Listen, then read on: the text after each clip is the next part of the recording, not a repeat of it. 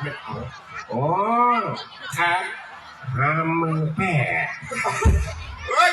อาจารย์ว่าใส่ไม้อย่างสุดนี่ก็ได้แจกแล้วเนาะค่ะโนฟาว ดึงคืนได้ดีเฮา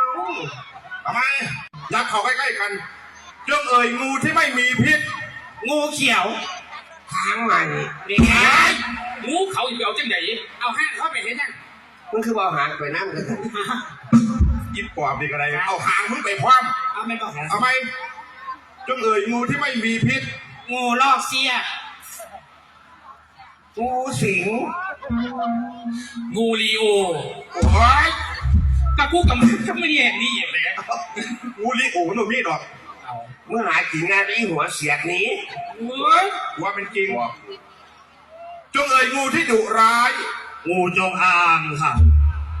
งูทำทานงูทำบุญงูทำบุญมันจะใส่อีกไปว่าเดี๋ยวเรามันหนีคือเก่าละโอ้ยเราจะงูอันนี้กับพวกคือเราเอาจังสิไปแสดงหนังปะเรื่องอะไรใส่เอาหัวหน้าหนึ่งเพื่อนเฮ็ดหนังดิเรื่องไข่อ้อยนะเพื่อต้องการนักแสดงคุณไปกรุงเทพ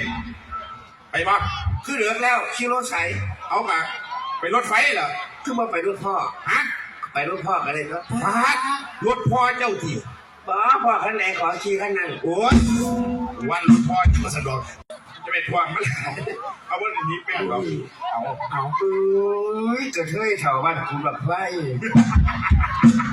มันมากกว่าเท่ากับเยอะมากเป็นขายของถิ่นซะโอ้ย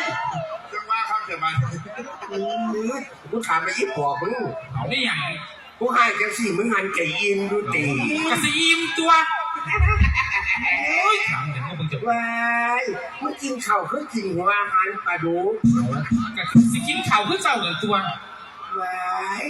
จะไปว่าเขาอะไรเขาออกจะสวยนี่สวยไปเบิร์ดสวยไปมัดสวยไปเบิร์ดทุกอย่างเลยจิจะทำว่าผู้ให้มา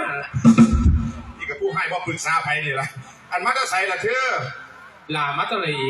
โอ้ยลาแม่กับยิบบอกเขาเผาถิ่นมาว่านมาเข่าปานมึง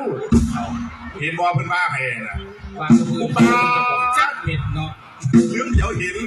ขึ้นมาเจ้าหาดใส่บวกกันนอกไม้เห็ดหยังถอดออกให้พี่น้องบวกกันนอกแมงบอกกูหัวล้านบ้านกูเบิ้ลหัวล้านนี่นั่งเดี๋ยวสั่นว่าคนหัวเสียเฮ้ยสมัครสมัครเป็นนี่ยังก็ว่าลาสมัครเป็นตลกโอ้ยลาบ้านลาอยู่แล้วลาเนี่ยตัวมันเนี่ยผมไปกับว่าเด็กขุนอยู่มันใจดีสิพักกันมาสมัครเป็นตลกเป็นหมอล้ำอ่ะเอาเสียงหัวอยู่ใส่หลังแม่การที่เป็นตลกนี่เขาต้องว่องไว้เลยครับฉลาดหลักแหลมถามยังตอบได้ยาซ่าขึ้นอาทิเช่นเนี่ยเอาโลเทสเจ้าว่าดังอยู่ใสกระดังอยู่ใหม่นี่แนวค่ะดังอยู่ไหมกับพ่อแม่โลเทสเจ้าว่าดังอยู่ใสดังอยู่ลำพุ่งกับพ่อถือ